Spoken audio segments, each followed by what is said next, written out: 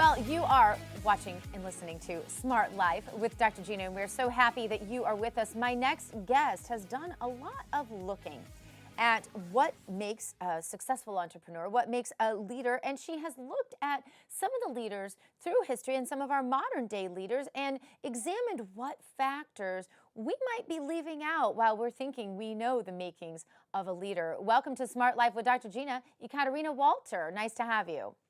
Oh, thanks for having me, Dr. Gina. Good afternoon. Yeah, thank you. Now, I want to talk first about a leader that we all know, a modern day leader who, as you point out, went from launching Facebook in a Harvard dorm room in 2004 to an initial public offering for $104 billion 8 years later, that, of course, being Mark Zuckerberg. And you wrote the book on it. And you say his leadership style encompasses some secrets that we haven't traditionally studied when we've looked at leadership.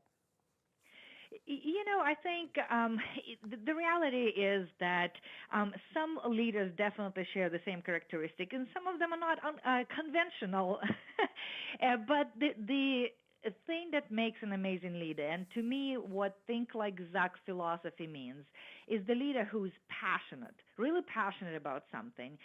That passion drives a purpose, right? So every business needs to have a purpose behind it.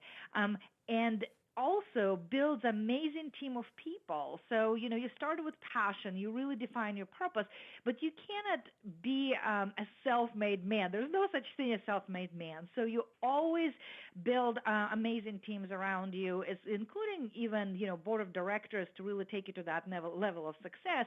And then, of course, there's a product, the timely product, the product that really connects with people. And then the last sort of P that I talk about, our partnership.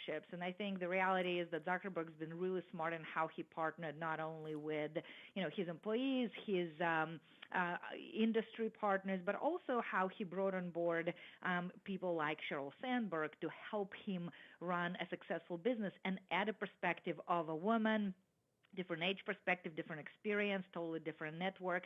And so I think those 5 Ps, passion, purpose, people, product, and partnerships, really come together with a smart leader knowing how to sort of create a puzzle out of those critical parts. So some leaders obviously have instinct, and they just know when it's time, for example, to bring on a partner. If they have that product that is going to be so successful, they just have that instinct, that ingenuity, that creativity. But how do you advise folks who aren't sure if they really have that? How do they assess whether or not they have those factors, or whether they're better being part of a team that someone else is leading, for example? You know, this is the whole point about intuition, and the same is with luck, right? We say, oh, well, that person is lucky, or this person has better intuition than others. The intuition comes out of passion and what you want to build. If you don't know what you want to build, if you're not very clear, if you're not focused, right? There's a saying I like to use, focus is a strategy. So if you don't have a purpose, it's really hard to turn on that intuition. Why? Because if you don't know where you go, you don't understand which opportunity to take on and which opportunity to pass, right? And that's what sort of great leaders do. But here's the reality, Dr. Gina, and I think reality that people sometimes miss is you cannot do it alone. A lot of great leaders, they might have fantastic intuition because they build business like Steve Jobs or Mark Zuckerberg. That said, they cannot know everything. Not one single person knows everything. So I think in admitting that you need strong partners and the right people next to you that can complete those pieces of the puzzle is critical.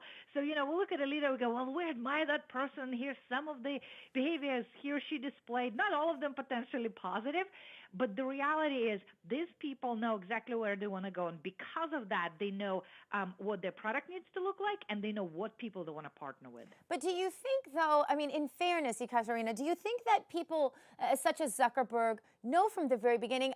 In my best guess, and I certainly don't know Mr. Zuckerberg, but my best guess is that sitting there in his Harvard dorm room, he could never have truly visualized what the massive saturation of Facebook. I'm sure that he visualized something like what Facebook was within the first couple of years, but I don't think he himself probably ever really visualized what he has now. So if you don't have that entire vision in place and you're a leader, you don't have that entire vision in place, but you do have a vision that you think is solid, how much is enough? I guess that's my question regarding vision. Yes, and you're absolutely right. He didn't because parallel to Facebook, he built another product that he actually had higher hopes for, and he had to abandon because once he started looking at the numbers coming in and just how addicted people were to the network, he really truly realized that he has to focus on it. But you're absolutely right. The vision itself, though, isn't shaped right away. So take, for example, Flickr, right? Flickr, what we call it, is a pretty good success. But they started as a gaming site. They didn't start as a photo sharing site. The critical part about the vision is it doesn't necessarily have to fully be defined. But what's cool about people who is visionary is they know that purpose, but how they get there and what the product is going to look like and how did they meet demands of people around them, it can absolutely change, and you have to be flexible because of that, and you have to evolve. So, it's vision is a sort of interesting concept that can be as defined or as blurry as that person envisions it. But the reality is, I don't think we all know, like you said, where exactly we want to go. But you are looking at behaviors, at people responses, at what's really truly working and what isn't. And so, we've seen a lot of failures, but we've also seen people who failed over and over again, like Steve Jobs.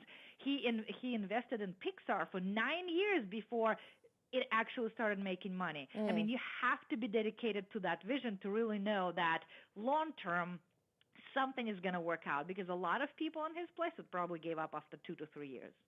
Tell us about the unconventional behaviors of inspiring leaders. And unfortunately, we have to make this quick. I love this post in Forbes. I want to invite people to look it up. It's called 7 Unconventional Behaviors of Inspiring Leaders. But tell us that in a nutshell, if you would, Ekaterina. Well, there's 7 that I discussed, and I think some of the ones that shock people is one, for example, that I talk about is just shut up and listen. So I've seen executives display the behavior where they would come in the meeting and they wouldn't talk the whole time. They would let their lieutenants and their teams do the talking, the brainstorming and ideation, and the amount of value that you're getting from that and the teams are getting from you not jumping in right away and expressing your opinions and hopefully and impacting it either positively or negatively, right? That's the value you get from that is enormous. And I've seen it extremely rarely. I've only seen it twice, but the value that behavior is bringing is amazing. Just like we know that if the leader takes a blame, another behavior talk about every time that the team fails, but every time the team succeeds, he or she gives the credit to somebody else, their behavior that we rarely see in managers, but behavior that truly helps leaders build the following. So I talk about 7 different ones, but there's definitely some that are practiced rarely, but extremely impactful. Yes, I was fascinated with it. Inviting naivete, I thought was fascinating. You talked about disappearing, taking the blame. Certainly unconventional behaviors of inspiring leaders you've observed. Thank you for being with us. Ekaterina Walter is her name. Check her out.